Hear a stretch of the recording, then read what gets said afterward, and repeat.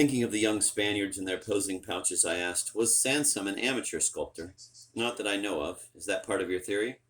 These young men, they remind me of the male models in the sculpture classes here. They're Swedish friends of Sansom's.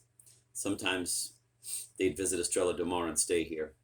He'd take them for dinner at the club. Charming youths in their way. So, Hennessy nodded sagely. Exactly. Roger Sansom and Alice were never lovers. Whatever was going on in that tragic bed had nothing to do with sex. Idiot. I stared at myself in the Venetian mirror above the pastry board. I was thinking of Frank. Of course you were. You're sick with worry. Hennessy stood up and handed me my drink. Go back to London, Charles. You can't solve this thing on your own. You're tying yourself into a mess of knots. We're all concerned that you may actually damage Frank's case. Believe me, Estrella de Mar isn't the sort of place you're used to. He shook my hand at the doorway. His soft palm was the gentlest of brush-offs. Holding a set of silk ties, Hennessy watched me step into my car like a schoolmaster faced with an overeager but naive pupil. Annoyed with myself, I set along the narrow street, past the surveillance cameras that guarded the lacquered doorways, each lens with its own story to tell. Hidden perspectives turned Estrella de Mar into a huge riddle. Trompe l'oeil corridors beckoned but led nowhere. I could sit all day spinning scenarios that proved Frank innocent, but the threads unraveled the moment they left my fingers. Trying to find the Plaza Iglesias, I turned in and out of the narrow streets and soon lost myself in the maze of alleys. I stopped in a small square, little more than a public courtyard, where a fountain played beside an open-air cafe. I was tempted to walk to the Club Nautico and pay one of the porters to retrieve the car. A flight of worn stone steps climbed from a corner of the square to the plaza, but in my present mood I would soon transform it into an Escher staircase. The cafe was untended, the owner talking to someone in the basement. Beyond the pin tables and a television set bearing the notice, Corrida, 9:30 p.m. An open door led to a backyard. I stood among the beer crates and rusting refrigerators, trying to read the contours of the streets above me.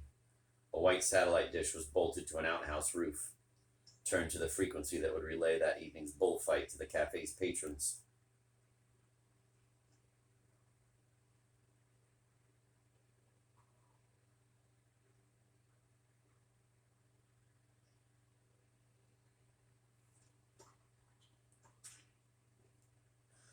As I stepped past it, I noticed the spire of the Anglican church rising above the Plaza Iglesias. Its weather vane pointed to a penthouse balcony of a cream-faced apartment building on the Estrella de Mar skyline.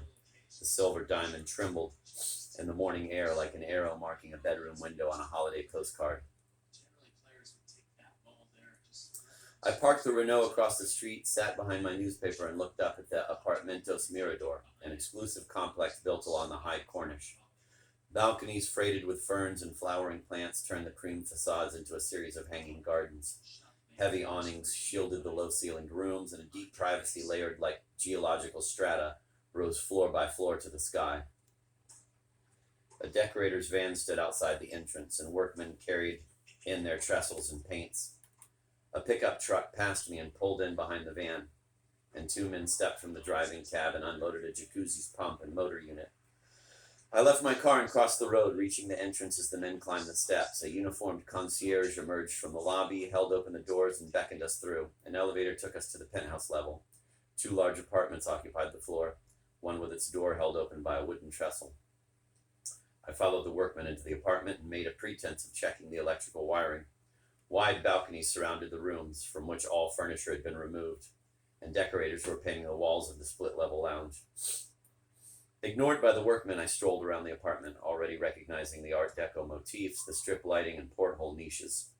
I assumed that the apartment had been leased by the makers of the porno film, who had now fled the scene. I stood in the hall, sniffing the scents of fresh paint, solvents, and adhesive, while the men with the jacuzzi motor lowered it to a bathroom floor. I stepped into the master bedroom, which overlooked the harbor and rooftops of Estrella de Mar, and closed the mirror back door behind me. A white telephone rested on the floor, its jack pulled from the socket, but otherwise the room was almost antiseptically bare, as if sterilized after the completion of the film. With my back to the mantel, I could almost see the bed with its blue satin spread and teddy bear and the Hollinger's niece with her wedding dress and sinister bridesmaids. I framed my fingers around my eyes, trying to place myself where the camera woman had stood, but the perspectives of the room were elusive. The positions of windows, balcony, and the mirror door were reversed, and I guessed that the rape had been filmed within a second mirror, reversing the scene in an attempt to disguise the participants. I unlatched the door onto the balcony and looked down at the spire of the Anglican church. Beyond it, the satellite dish had moved a few feet to the right, searching the sky for its bullfight, and the weather vane pointed to the rear door of the cafe.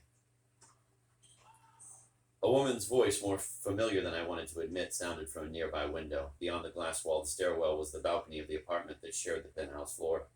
Leaning over the rail, I realized that the porno film had been shot in one of its bedrooms, the symmetrical twin of the one in which I stood, from where the weather vane and satellite dish would be exactly aligned.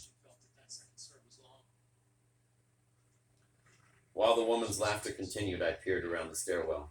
20 feet from me, Paula Hamilton leaned against the rail, face raised to the sun.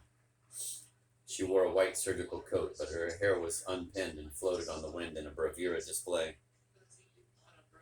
Bobby Crawford sat beside her in a deck chair, pale thighs emerging from his dressing gown.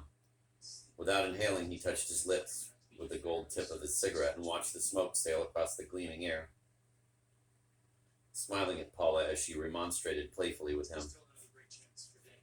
Despite her untethered hair, Paula Hamilton was paying a professional visit to Crawford's apartment. His right forearm and the back of his hand were freshly bandaged, and a roll of gauze stood on a nearby table. He seemed tired and drawn, the tone drained from his cheeks by some fierce duel with the tennis machine. Yet his boyish face had an appealingly stoic air. As he grinned at Paula, he looked down at the town below, watching every balcony and veranda, every street and car park, an earnest young pastor keeping an ever-vigilant eye on his flock.